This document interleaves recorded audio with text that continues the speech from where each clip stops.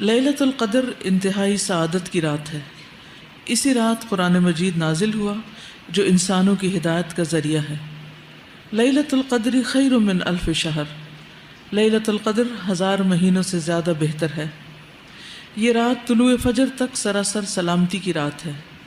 اس رات کی فضیلت میں پوری سورۃ القدر نازل ہوئی۔ اس رات کو تلاش کرتے ہوئے آخری عشرے کی طاق راتیں عبادت میں گزاری جاتی ہیں۔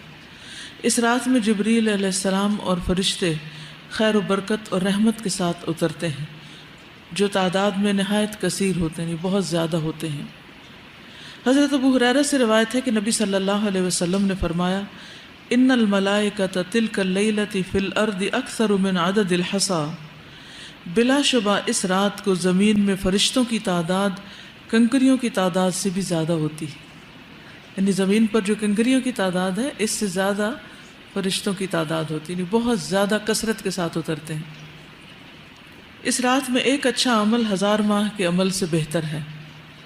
اس رات میں ایک اچھا عمل، یعنی آپ تسبیح کریں، حمد کریں، اللہ کا ذکر کریں، کوئی بھی صدقہ خیرات کریں، نماز پڑھیں، تلاوت کریں، کوئی بھی اچھا کام آپ کریں عبادت کا، تو وہ عام دنوں میں کرنے سے کہیں زیادہ بہتر ہے، یعنی 1000 ماہ کے عمل سے بہتر ہے۔ حضرت انس بن مالک سے روایت ہے کہ رمضان آیا تو رسول اللہ صلی اللہ علیہ وسلم نے فرمایا، یہ مہینہ جو تم پر آیا ہے اس میں ایک ایسی رات ہے جو 1000 مہینوں سے بہتر ہے۔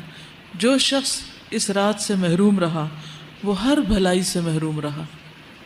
جو اس رات سے محروم رہا وہ ہر بھلائی سے محروم رہا۔ اس رات کی سعادت سے صرف بد نصیب کو ہی محروم کیا جاتا ہے۔ تو اس لیے پوری کوشش کریں کہ اپنی انرجی کو سیو کریں اس رات کی خیر و بھلائی پانے کے لیے اور اچھے اچھے کام اس میں کرنے کے لیے۔ لیلۃ القدر کی تلاش رمضان کے آخری عشرے کی طاق راتوں میں کرنی چاہیے۔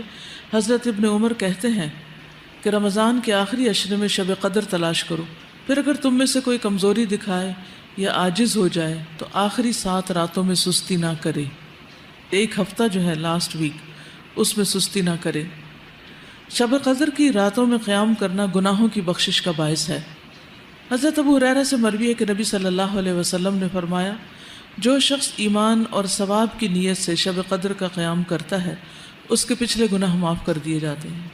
عبادہ بن صامت سے مروی ہے، رسول اللہ صلی اللہ علیہ وسلم ہمیں شب قدر کی خبر دینے کے لیے تشریف لا رہے تھے کہ 2 مسلمان آپس میں جھگڑنے لگے۔ اس پر آپ نے فرمایا، میں آیا تھا کہ تمہیں شب قدر بتا دوں، لیکن فلاں اور فلاں نے آپس میں جھگڑا کر لیا اور اس کا معین وقت مجھ سے اٹھا لیا گیا۔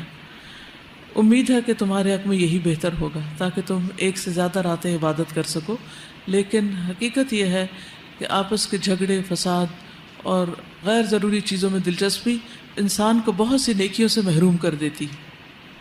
شب قدر کی علامتیں، رسول اللہ صلی اللہ علیہ وسلم نے فرمایا، شب قدر کی صبح کو سورج کے بلند ہونے تک اس کی شعاع نہیں ہوتی، کرنیں نہیں ہوتی، وہ ایسا ہوتا ہے جیسے تھالی۔